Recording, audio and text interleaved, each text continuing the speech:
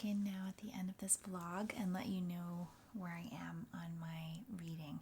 So I read for not a huge amount of time for a 24-hour readathon, but I did kind of read intentionally knowing that I was participating in creating a vlog for you. So I'm reading this mammoth of a book, The Rebels of Ireland, by Edward Rutherford. And I got, I'm just at halfway right now, so that was a really good push in 24 hours, I feel. I obviously will be reading this book until the end of the month. I'm finding this book is affecting me quite deeply.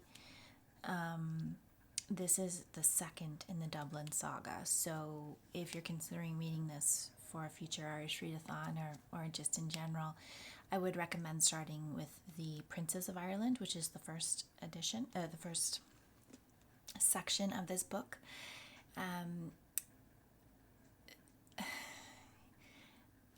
I really appreciate learning history this way, and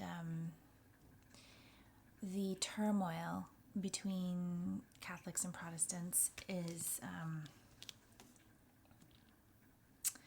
it's disheartening to read about, especially because in terms of my own ancestry, I'm not really sure which religion my ancestors practiced.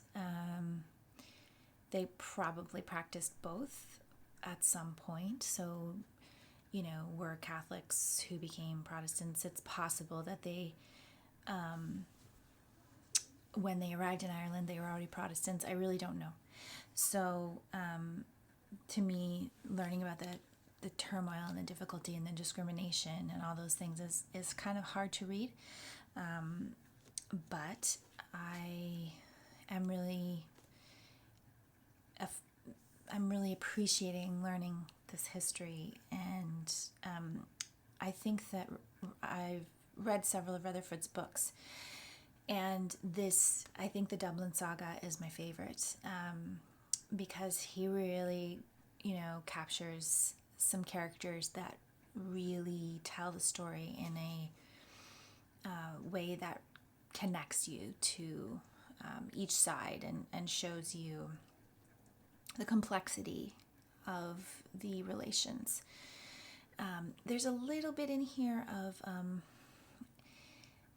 discounting the female experience, and he does represent women in here, but less so than men. And I was a little bit disconcerted at one section because he very much reduced one of the female characters to a sexual slur, as she was really just not even a character, really just a mentioned person. But I felt like that was very dismissive and sexist. So that was one little quip I have with this. I don't remember having that feeling reading The Princes of Ireland, but I am feeling like I'd like to go back and reread that at some point in the future. So that's my thoughts on The Rebels of Ireland. And then I'm also reading The Red-Haired Girl from the Bog by Patricia Monaghan. And this book is one of those books that is so personal to you that it's hard to talk about it in a concise way, in a clear way. So I don't feel like I can tell you about this book without conveying my own personal connection to it. But throughout the book, Monaghan goes to different parts of Ireland because she's traveled there multiple times. And there's the little map, and then she'll tell you which county she's in and the experiences that she had in that county. And a lot of them are about searching out goddess shrines and, the mythological and spiritual history of the island.